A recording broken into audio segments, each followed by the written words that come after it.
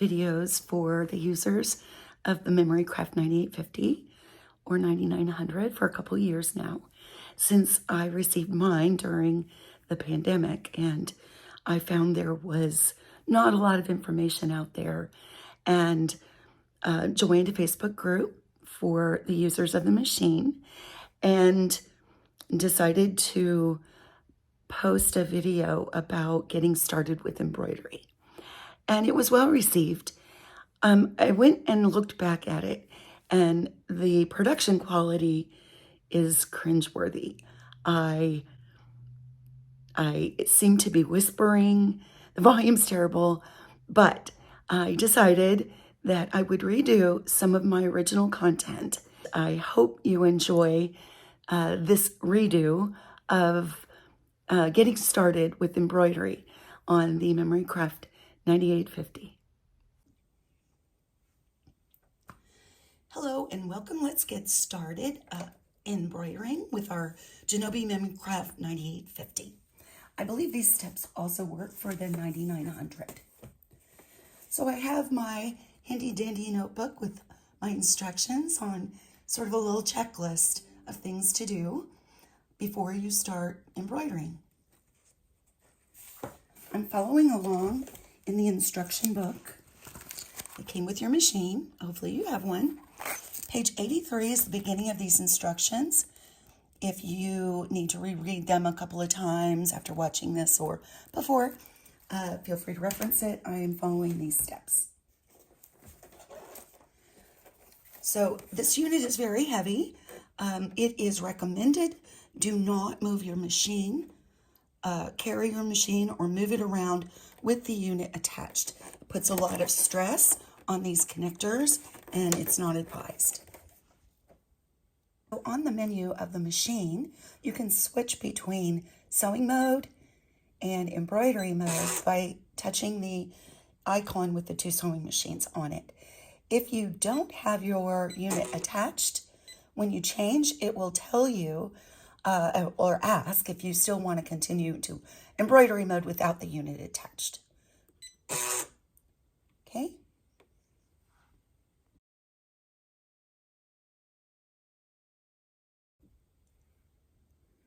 If you're using the machine without the embroidery unit attached, you should probably keep this on to keep dust out and thread and who knows, like fuzz out of this. Oh, look, there's some right there. Okay, so before you get started, be sure to turn your machine off. Your extension table for the free arm needs to be attached, just for the installation part. This dust cover has been removed, and I want you to look here on the back. You'll see two reference, one dot on the unit and one dot here.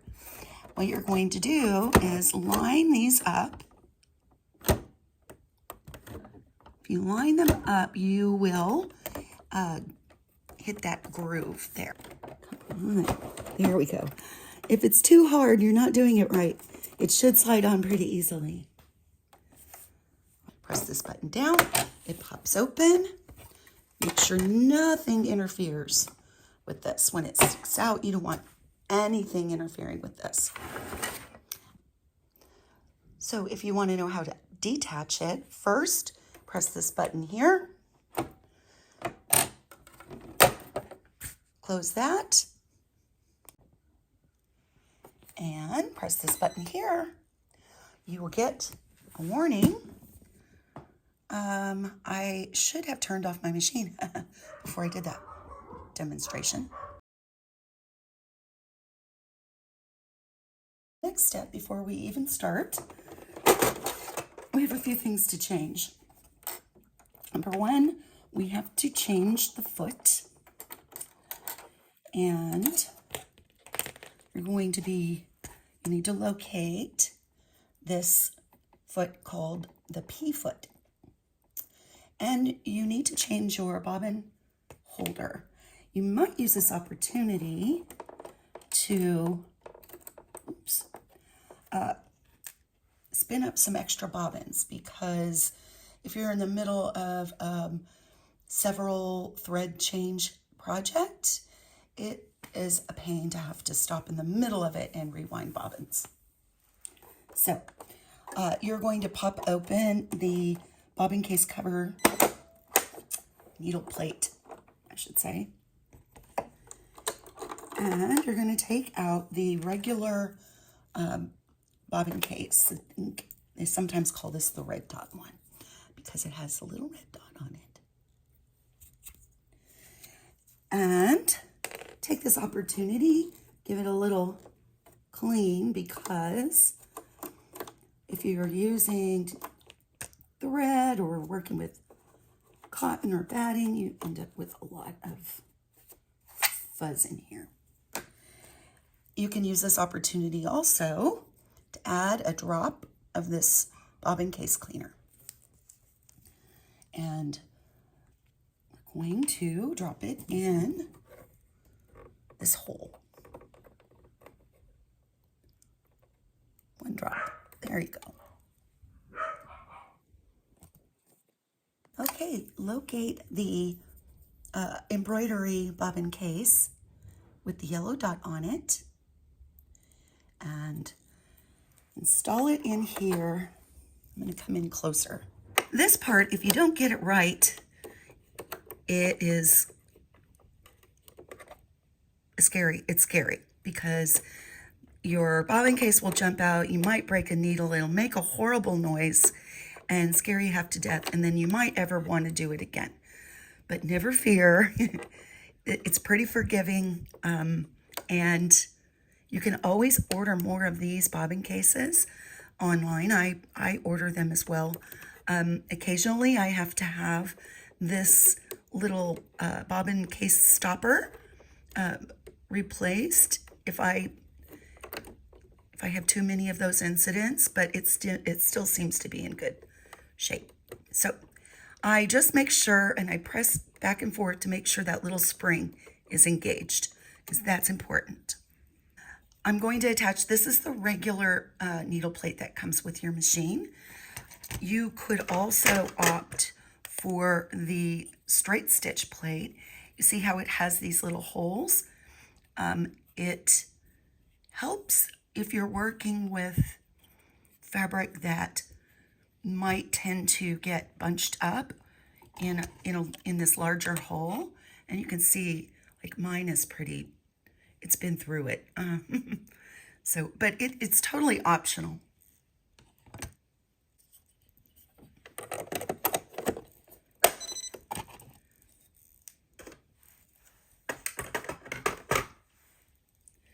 Okay, going to put, I have a bobbin wound with bobbin thread.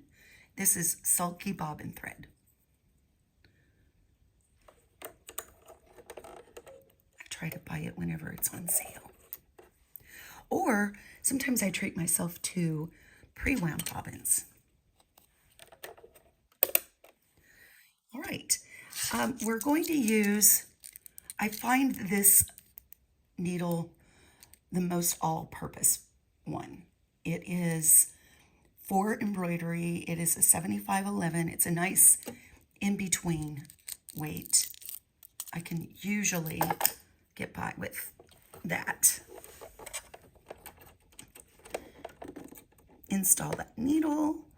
I like to give it a good twist because there's so much movement going on with embroidery. This goes up and down, and if it's not tight, you might loosen and come out on you, which is scary. All right, this is the P-foot. We're going to put that on. And again, don't just thumb tighten it. Use this little guy. It comes in your kit. All right, that's good and tight. So replace the needle, replace the bobbin case. I've replaced the bobbin thread. And to switch back and forth, you can either go ordinary sewing or embroidery. And the carriage unit is going to come in, get into position. You want to change your presser foot pressure to number 3.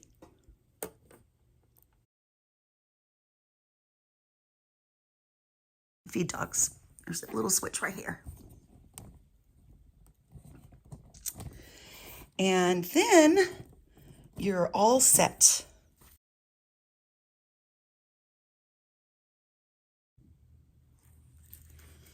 So here are the 2 hoops that may have come with your machine. I believe this one is optional with some machines it comes with. The RE20A is a rectangle.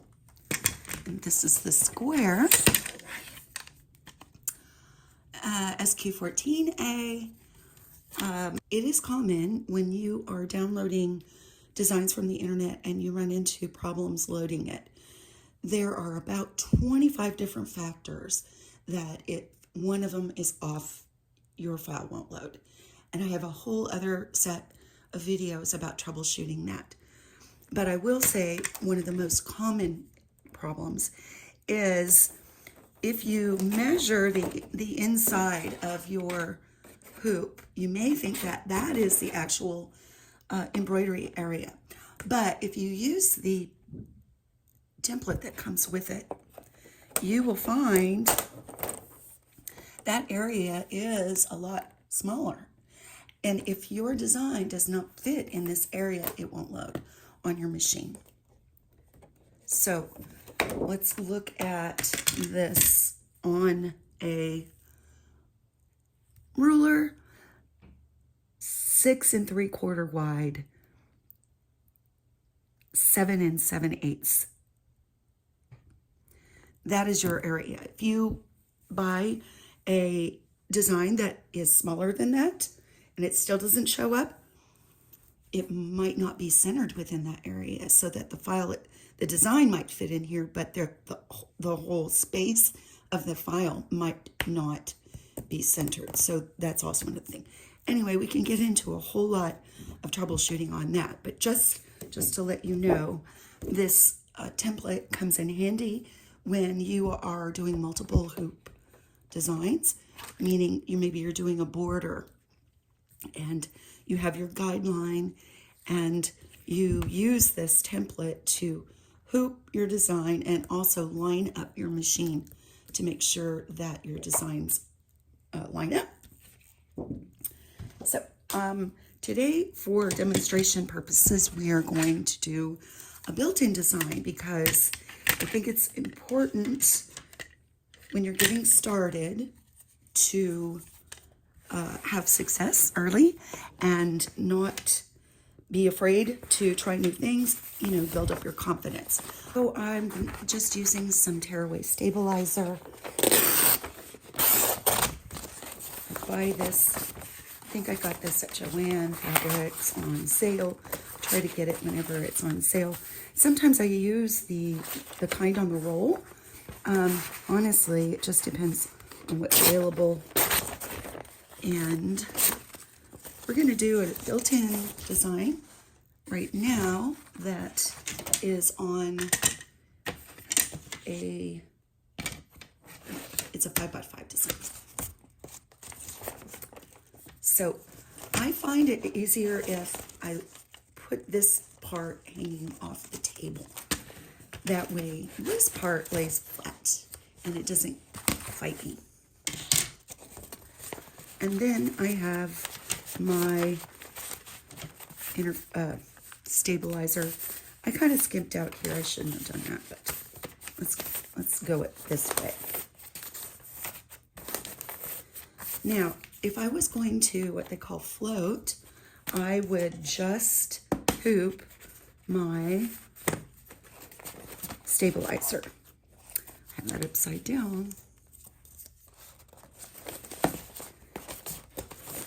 But just hoop the stabilizer.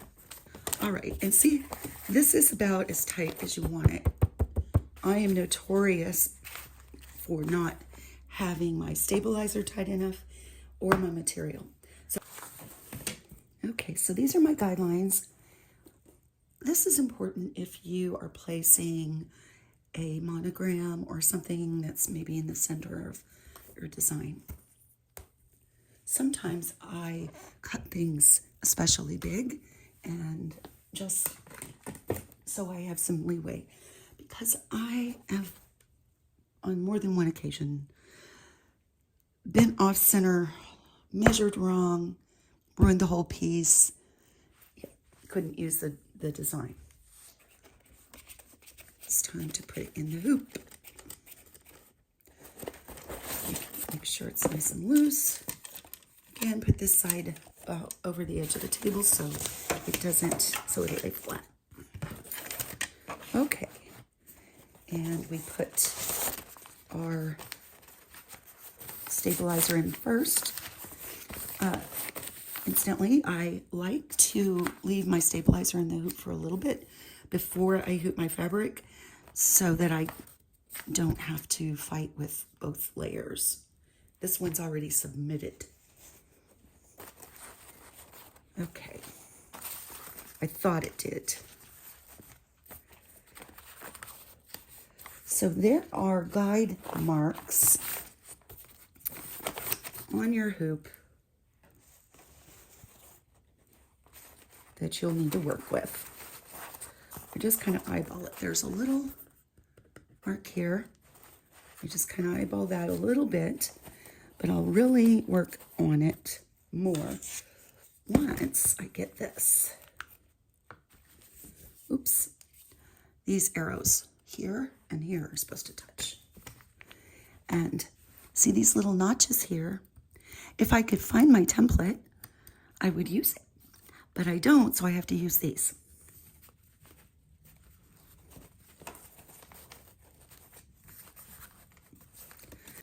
Try not to pull too much because it will stretch if you're using twill or canvas or, t-shirt, forget about it. It will stretch, so try really hard not to stretch it. But you do want it taut. That's close enough for me. Let's see. See, I got a little puckering here. I think I need it to be tighter.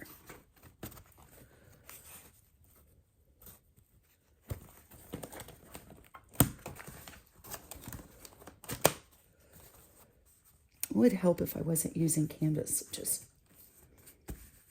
a little harder to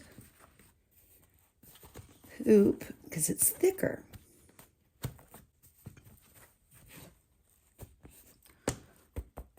Okay, now I'm going to tighten it up good and tight.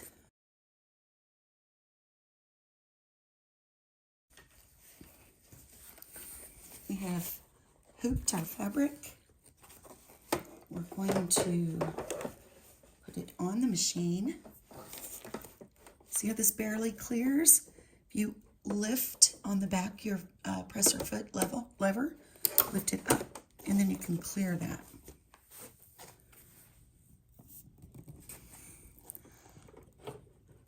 See that hole here? Once you feel that go in. If it is too hard, then it's not in there right. It should go in fairly easily. And then let's start first with something simple. A built-in design with one thread choice, smallish design, and then we can look at how you can alter those simple designs to create something a lot more complex. Set up our embroidery project. We are in embroidery mode. You can switch back and forth here, clicking this button, but we are already in here. Couple of things, you can either do use new design and add design, or just go straight into designs. You can scroll back and forth through the designs using these red buttons, and that's sort of like the next page or back page. You'll notice at the top it says what size that built-in design is for. This is the hoop size.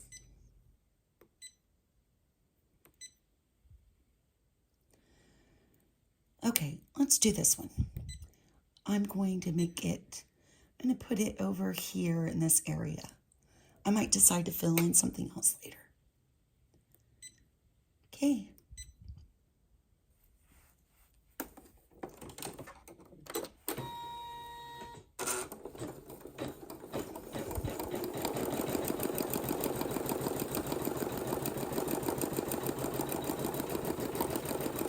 Oops, I need to cut this. Oops. Let me cut that real quick. If you're tempted to do that while it's running, I strongly advise you not to.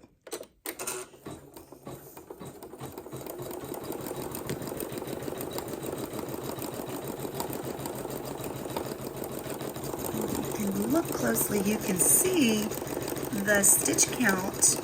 Stitches are counting down. If you should break a thread and have to go back, you can actually push the plus and minus to move around and go back a few stitches and fill in. All right, it's all done, and it is time to try the next experiment. I'll remove this. Let's say I'm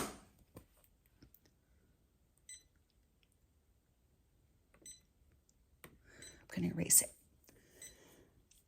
Let's say you decide to do this design right here. And that's 2 colors, and it's 2.6 inches wide by 2.5 inches tall, which is, you know, like not very big. But what if you wanted to take this one design and then make it bigger?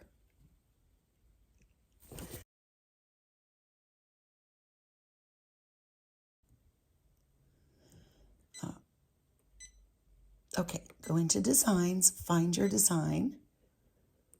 Then you click this button here to get into edit mode. Now you're in edit mode. You can use this to move your design around. You can use these buttons to do the same thing. If you want to shrink it, you click this icon here and you can increase the size or decrease the size. It'll only go, I think, maybe 120%, and it'll go shrink to about 80.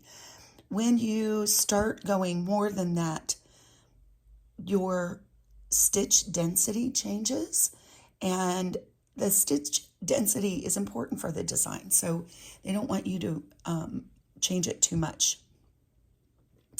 If you want to duplicate it, you touch this button, and then you can't tell that it duplicated, but there's one, he was hiding back there. So this is the space on my embroidery area. It looks like I have room for a couple. I wanted to see how it would look if I rotated that. So I am going, this one here that looks like the hamburger, that is when you flip a design this way or this way. This icon is to rotate it. So if you wanted to turn it, oops, oh, it won't let me do it because it's too big for this area. Let me do it this way. Now, it'll go 45 degrees. This is 90 degrees.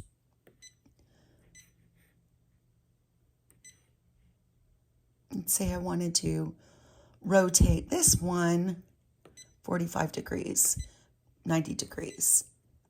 Click OK. Oops, I didn't mean to get out of that mode. Here we go. And I want to line it up here like that.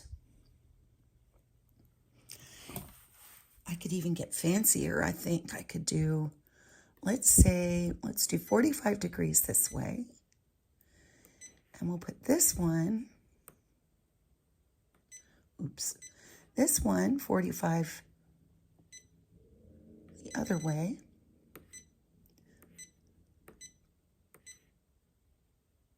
I have to rotate it before I put it in that corner, or it won't rotate.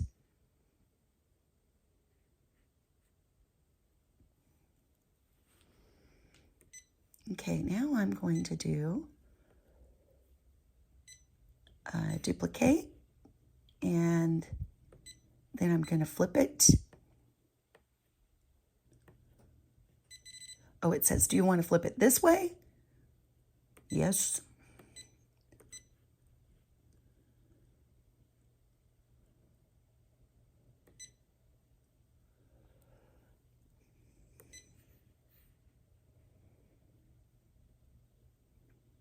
I'm going to duplicate that one, move it over, and then flip it this way.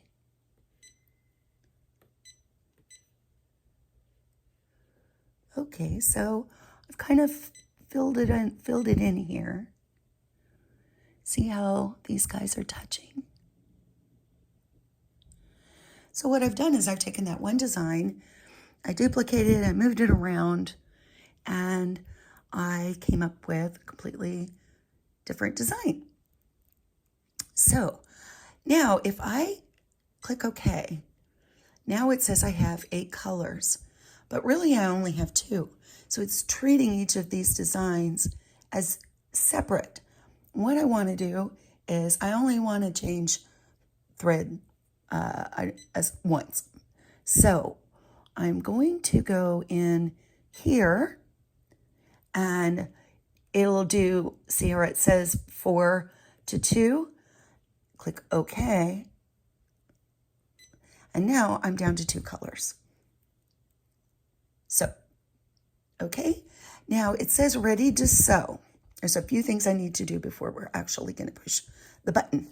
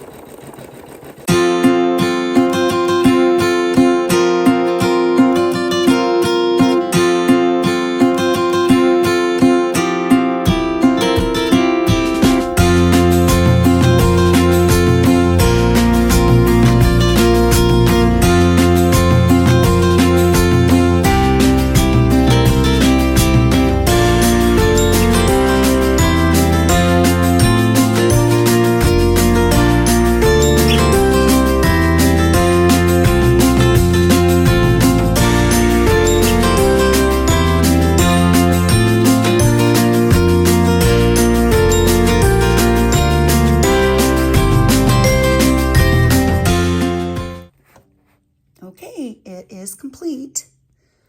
One important thing, when you're changing colors, or if you have to refill your bobbin during the process, you can remove the hoop from the machine, but don't remove the material from the hoop.